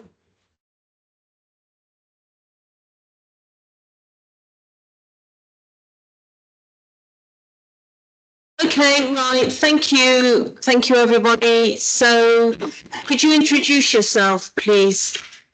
Good evening. My name is Chris Georgiou from CG Architects. I'm the architect for this development. Let me first apologize for the misunderstanding with the presentation. Totally unprepared. I missed the email from Valerie. Apologies. Good evening, Chair and members of the committee. Many thanks for giving us the opportunity to present to you our proposal for this site this evening. The proposal being put forward is for the redevelopment of the site on Bedford Road, and it entails the demolition of the existing buildings and erection of a new mixed-use development, 5 stories high, incorporating a commercial ground floor and 12 self-contained flats to the upper levels, along with a small ancillary basement and rooftop plant deck. The flat mix is for 3 3-bedroom flats, 6 2-bedroom flats, and 3 1-bedroom flats. It is considered that the current mix optimizes the development of the site and is broadly in line with policy. This application has already gone through a number of pre-apps, and it's also been presented at the quality review panel. The scheme which we are presenting you tonight is broadly in line with the comments received from officers and from the quality review panel. We believe that the culmination of these comments has delivered a high quality and sustainable building, which will further enhance the building stock in the borough. The site, as Valerie mentioned, is situated on the west side of Bedford Road, a relatively busy road, and to the other side of which is the western boundary of Alexandra Palace Railway Station. The junction with Alexandra Park Road is to the south of the site, whilst to the north there's a row of red brick turn-of-the-century buildings in mixed commercial and residential use. On the western boundary of the site is a retaining wall, above which is an access road and a 20th century flatted development. Building heights in the area tend to be 3 or 4 stories and appear taller as the land rises quite sharply in the west along Alexandra Park Road and Palace Gate Road to the north and to the southwest up to Alexandra Park. Sorry to interrupt you, but have you got slides as well? Yeah. Oh, I mean, I just wondered if you could do the slides as whilst you're talking us through. I will change the slides as I progress through my report. All right. Thank you. The site itself, if you can change the slide, please, Anthony. The site itself is composed of a 2-story car repair centre and associated yard and parking. The buildings on the site are simple, flat-roofed industrial buildings dating from the late 20th century. The site has been in the same ownership since 1976. A family originally ran the petrol station and garage, but later sold on a long lease. And the family have now taken back control of the site and are wishing to redevelop and retain the new development for the family. The site is currently out of character with the surrounding residential uses to the south, west and north. Views to and from the site are restricted from the north and south by buildings and by the mature trees lining the roads, as well as the truncation afforded by bends in the road. Similarly, there are minimal views from the west along Alexandra Park Road due to the built form along the street, and the site is only clearly visible in close proximity. The site is not within a conservation area, nor is the application site listed. The site is not designated or protected for employment uses. However, the Alexandra Palace and Park Conservation Area are within close proximity to the site. Yeah, please. You've skipped too many. One next. Thank you, Anthony. The overall design is contemporary, and the scale and massing of the proposal is in keeping with the context of the immediate area. Can we please have the CGI, please? The one next to it. The one next to it. That one. Thank you. There you go. The building has a vertical emphasis which aligns architecturally with the existing terrace to the north of the site. Likewise, the horizontal elements of the adjoining terraces are also respected, and this provides a cohesive continuation of the parade. The predominant facade material is red brick, which takes its precedence from the buildings in the immediate area. The brick facades are delineated by contrasting pointing details, which provides a relief to the expanse of brickwork and negates the need to have different colored bricks. The bulk of the fifth floor is mitigated by setback from the brick facades and is clad in a sustainable zinc panel. The bulk of the building at the junction with Alexandra Park Road has been reduced by terracing the upper levels, and this creates a well-balanced design approach. Can we please have the next CGI? Thank you. The elevation and detailing of the ground floor provides a positive active frontage. The commercial units are flexible and can provide various subdivision options. Ground floor units are capable of providing good quality commercial space for a number of uses under the Class E umbrella. Can we please go back to the previous CGI?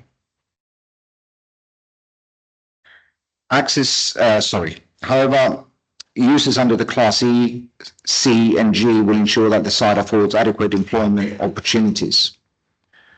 Access to the flats is via a dedicated residential entrance, which is approximately in the middle of the building and is distinct from the commercial units and is welcoming and well defined. Can we please go to the proposed plan? To your left, Anthony. Keep going, keep going. Keep going. To your long. That one.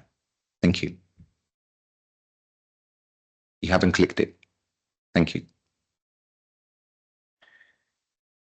The central lobby provides a vertical access to all the flats via communal staircase and lift. Also accessible from the lobby is the communal bike storage area and communal refuse and recycling storage areas. The latter is accessible directly from the footpath via louver doors for regular refuse and recycling collections. Above the ground floor, all flats are accessed via an open air corridor. The main feature of the corridor is a living green wall. This feature has three functions. Firstly, it provides a sustainable diverse feature to the scheme. Secondly, it provides screening for privacy to adjoining properties. And thirdly, it softens the facade and provides relief from the brick walling. Internally, all flats are dual aspect. The minimum space standards are well laid out and they provide a comfortable living environment. All are in line with the Land on Plan design guide requirements. All flats have private amenity space in the form of balconies overlooking Bedford Road and Alexandra Park Road. Most of the balconies have integrated planters to further enhance biodiversity. All the flats are accessible and meet the provisions of Part M2 standards, and one of the units will be wheelchair accessible to comply with Part M3 standards. As the predominant elevation is south facing, can we please go back to the visual?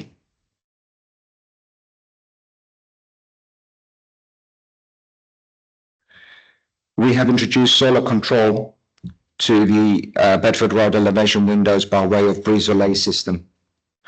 The ground floor units have retractable awnings, which are incorporated into the signage zones.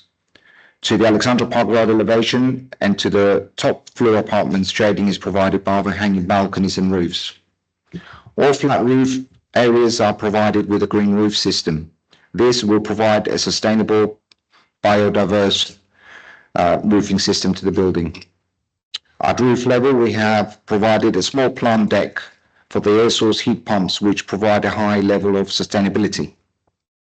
This plant deck will be screened to aesthetically conceal the plant and to provide sound attenuation. Can we go to the floor plans, please? One more, that one.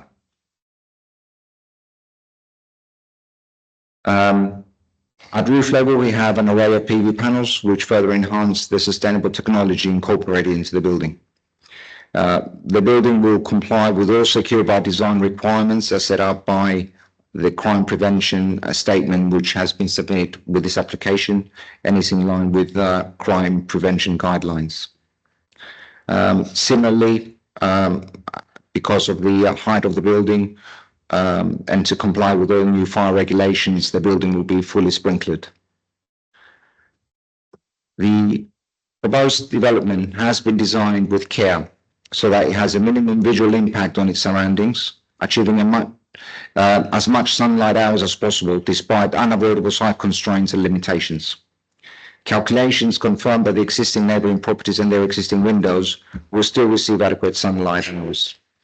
Calculations demonstrate that the vertical sky component for neighbouring windows focuses on the minimum differences between pre and post construction, and thus the proposed scheme will not impact the daylight levels for the neighbouring habitable rooms. The assessment of daylight and sunlight to the surrounding properties indicates that the proposal will not cause a change in light levels to occupants located nearby.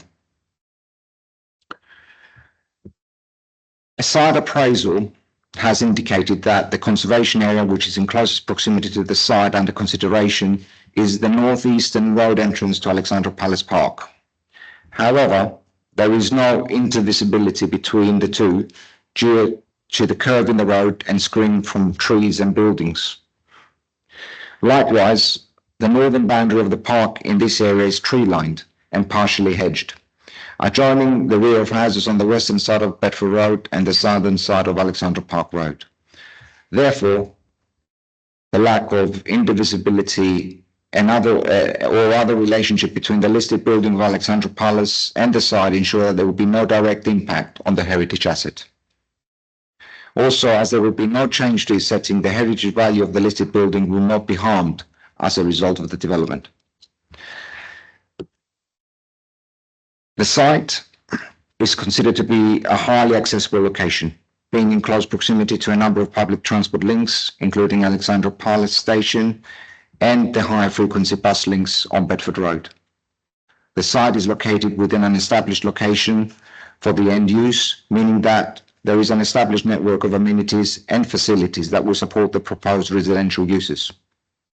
The site is to be provided as car-free. An on-street parking assessment was undertaken, and the parking assessment concludes that there is sufficient capacity within the local area to accommodate any displacement parking that could take place from the proposed development. Cycle parking above and beyond the London Plan minimum requirements will be provided within a dedicated cycle store for both the commercial and the residential uses. To further support the sustainable credentials of the site and the car-free scheme, the applicant has engaged with a car club operator who has confirmed they would be able to provide free membership to residents of the local Zip Car Club. From a sustainability perspective, the development has been designed to exceed building regulation requirements, and the regulated CO2 emissions from the development will be reduced by 82%. The use of air source heat pumps and PV panels will achieve a CO2 emission reduction of 54%, and the remaining 28% is made up from fabric first approach with high levels of fabric insulation. An appraisal of the proposed development has been undertaken against key sustainability objectives identified from relevant policy guidance. This process has ensured that the development responds to the sustainable development objectives that are relevant in the area. Key sustainability initiatives in ecology, waste management, water, health and well-being materials, pollution and surface water management have been incorporated in the design of the proposed development. You've got 1 minute left, 15 minutes. It was considered that the development is acceptable in scale and form. The proposed development is a high-quality scheme which is not harmful to the character and appearance of the wider area, neither will it be harmful to the amenity of adjoining occupiers. The proposal provides an additional 12 residential units to assist in meeting the LPA housing needs. It provides replacement employment uses and at the same time a more compatible neighbouring use than the car repair centre. Okay. Thank you. Thank you. Apologies for Okay, all right, thank you. lack of slides. Thank you very much. Okay, right, so I've got councillor Worrell and then councillor Brennan. Thank you. Can I firstly just ask, I'm a bit confused about the process because normally having a pre-application briefing, we can sort of shape the final application, give feedback ahead of that, but we've been told that an application has been submitted. So why are we having this discussion now rather than just considering the planning application? Can I ask that first?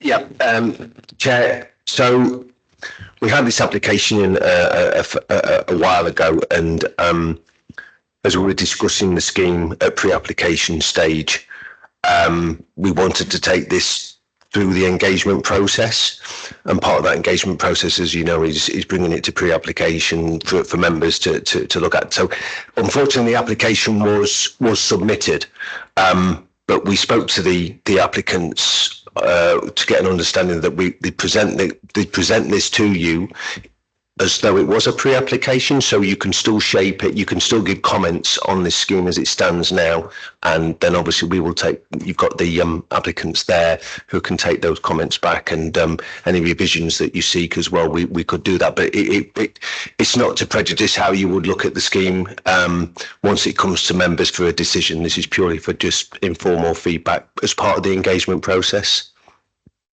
It is upside down now, I appreciate that. It's not ideal, so apologies for that. Did you want to make any other comments, councillor Worrell, or? I was just going to ask about whether any kind of affordable housing is viable to be delivered on the site, or whether there's going to be some kind of like contribution to that through Section 106 or otherwise, if not. Yes, we have submitted a viability assessment, which is going through consultation with your external consultants. I believe there is a sum of monies that is being discussed as a payment in lieu of on-site affordable housing. Councillor Brennan? So I just confirm, is it actually going to be red and white, or is it actually the red now, the version? Because I know that the quality review panel suggested it being one colour. And then I have to admit that I'm very familiar with this location, and I must admit the little white block that you're replacing is obviously doesn't do anything for the environment. This currently, maybe it's just a picture, looks gigantic. It does look very big. I think it's less imposed by, I might agree with the quality review panel, but it does look very big. Maybe it's just misleading, the picture. Yes, the brick, it's a single red brick colour, and the way that it was originally red and buff in vertical panels, trying to break up the expanse of the building. So the comments from the QLP came back and they suggested that it should be a single brick colour and try to find other ways to delineate the building. So we've taken their comments on board, and they have made a very positive contribution to the design of the building. So we will differentiate different parts of the building by using different types of pointing and different ways of laying the brickwork. The building is more or less in line with the height of the adjoining terrace, and the top floor is already set back from the facade, which reduces its bulk. And all the other buildings to the south and to the west of the site are higher due to the incline of the road. Can you switch that phone off, Councillor Rice? All right, I thought you'd switched it off. Thought you'd switched it off earlier this evening. Anyway, maybe you could do that. Councillor Emery. Thank you, Chair. So many of the comments that are coming from the residents are concerned about the loss of character to the area, and that seems to be the thing they're focusing on. The loss of... Sorry, character to the area. Apologies. I'll try and speak a bit clearer. Especially with its site at the foot of Alexandra Palace, the suggested style with its step design is quite different to the local area. Just wondering what you're planning to do to mitigate these concerns that I can see have been raised in the comments. Thank you. Well, the existing site, the existing buildings have no character, and they're completely outside of the pattern of development in that immediate area. We have already addressed the issue of the design on the corner of Alexandra Park Road and Bedford Road by terracing the building to mitigate that bulk and to try and preserve a more open junction. The rhythm of the design, it follows in a sort of modern way the existing terrace to the north of the site. I think when we did the community engagement meeting, we received many comments, both positive and negative. Character wasn't one that I recall that was presented. We had numerous other comments regarding overlooking sunlight and daylight, refuse collections, and the use of the ground floor units that were being proposed. Character wasn't one of them. And if I come back on that. Okay, all right. I'd recommend you look at the comments under the application. You will see at least 20 comments suggesting something about the lack of character. We have already provided a document to Valerie, prepared by our planning consultant, and he has written an extensive response to all the comments received. But I will take a look again. Thank you. Councillor Buxton.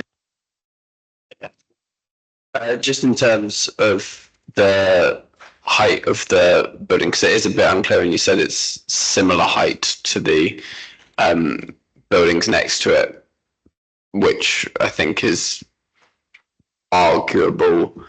There it is. I mean, maybe it's the way that it looks, but it does look a little bit taller, even though it is set back. It would be quite good. I know there are pictures in the paper pack of the rear of the building, but especially on how those, yeah, I mean, yes, so it does show that it's taller, especially to the rear of the building and how they go against the buildings on Alexandra Park Road. Like they won't be right flat against it, but that would be good for just clarity for the panel on how big the development is, because at the moment it does seem to exceed what the surrounding buildings are. Yes, we can provide further detailed drawings to show the elevational relationship between the new.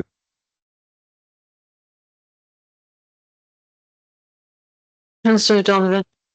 Yeah, thank you. Thanks for your presentation. Perhaps you could say a little bit more the green wall, and I think that's to the rear of the building. And again, and this is actually maybe a question for the officers. Although as I explained before, we're obviously not speaking on behalf of Alexandra Palace, but I understand that they did, although they weren't consulted, I think, but they did find out about it, and they did write. I understand they wrote a letter raising a number of points. Although that doesn't seem, I'm not sure whether the quality panel saw the correspondence they raised. And the other question is relation to the commercial units. This is obviously an area where there's a lot of activity in the park. They have quite big events. Those commercial units will probably be the first shops. Are they shops? Are they cafes? Are they takeaways that the crowds will reach after they walk up from Alexandra Palace? It's part of your design will they be late night retail commercial units that may suffer the pressure of those crowds, or are they different sorts of commercial units? Thank you. Right, Green Wall, firstly, so at the rear, on the west side of the building, which practically is the rear side, we have these open air balconies, not balconies, corridors, which provide access to all the flats. So in order to provide privacy to the residential block on Alexandra Park Road, it was decided to provide a screening, and the screening we decided to go with a living green wall, and that will entail basically planters at each level, which will then allow for plants to grow and to be suspended vertically across the balconies, the corridors. So in a way, we're trying to kill two birds with one stone, providing biodiversity and also providing screening. The commercial units, the application description calls for Class C commercial units. As it stands, we're still in discussions with officers regarding the exact uses under the Class E, because Class E can provide cafes, restaurants, offices, all sorts of different uses. So we're trying to narrow it down to an appropriate combination. Councillor Bevan. Yeah, I'm not sure about that top bit. Depending on what view you look at, it doesn't look particularly attractive. But then again, I suppose nobody would see it once they're looking at it on the street. But I don't know. It looks odd. It doesn't look attractive. It looks too bulky. And I noticed the QRP panel said they'd be pleased to look at it again. There seems to be some reluctance to let them do that.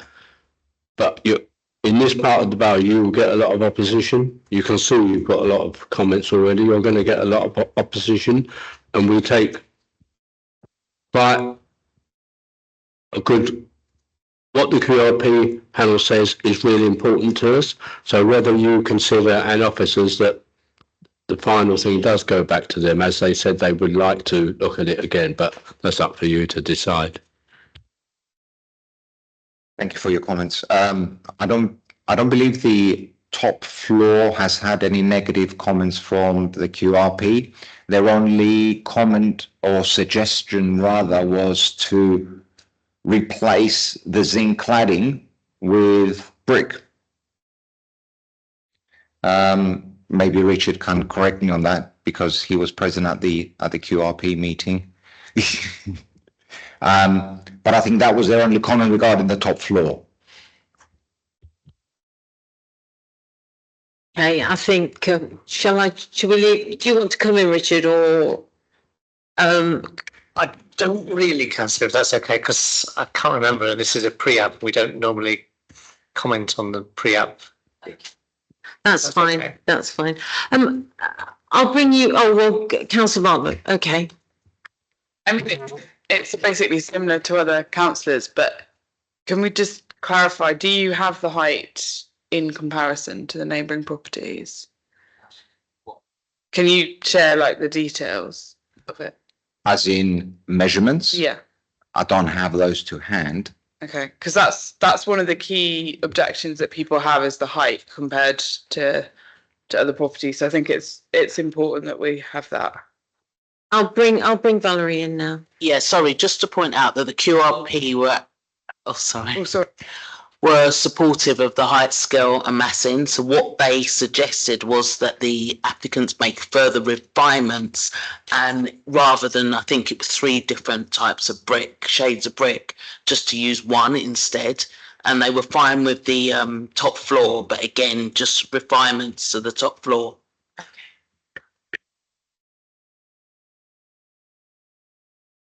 And just to clarify, you're talking about I forgot what you call it, the green element.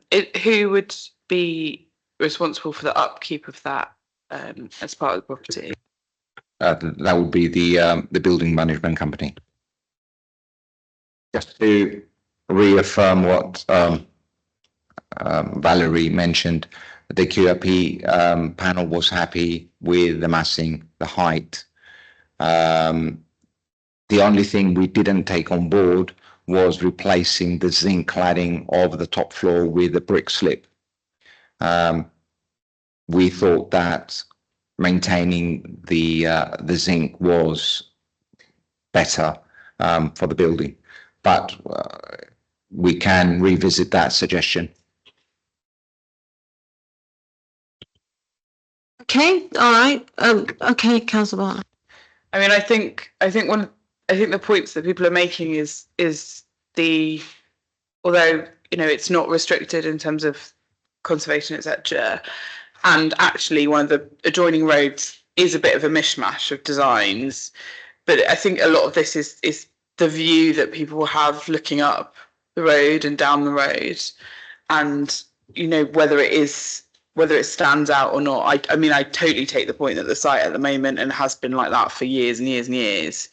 But I wonder whether that is worth considering, whether it would be less, whether it would stand out less with the brick slip. But I'm not a design expert, but since that seems to be, as well as the height, one of the concerns that people are raising. Okay, all right. So any other questions? No. Okay, all right. So that's it then for this item. I don't need to get no, that's it. So thank you very much for the presentation. Thank you. And I hope that our comments have been useful for you. So yeah, okay. Thank you. Okay. So we're now on to item 12, which is update on major proposals, pages 213 to 226. Any questions? Councillor Bevan.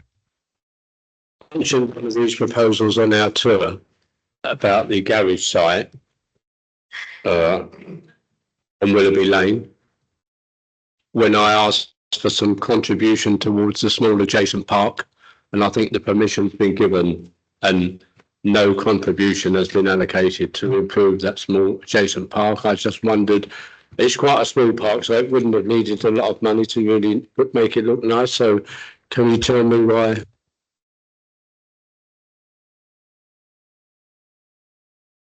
Thank you, Councillor. Yes, I did go back and I looked at the report and spoke with the officer that dealt with that planning application.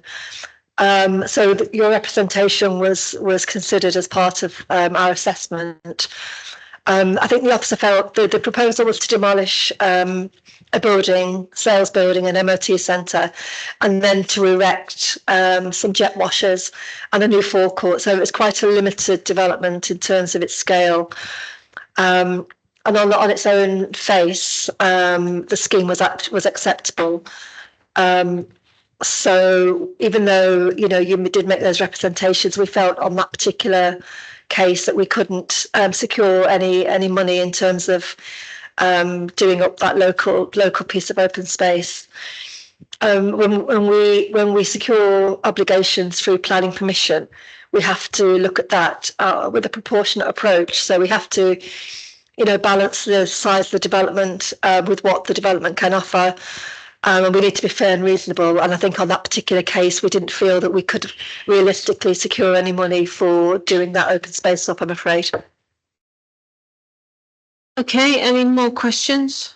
No, okay, thank you. So on to item 13, applications determined under delegated powers, pages 227 to 234. Any questions?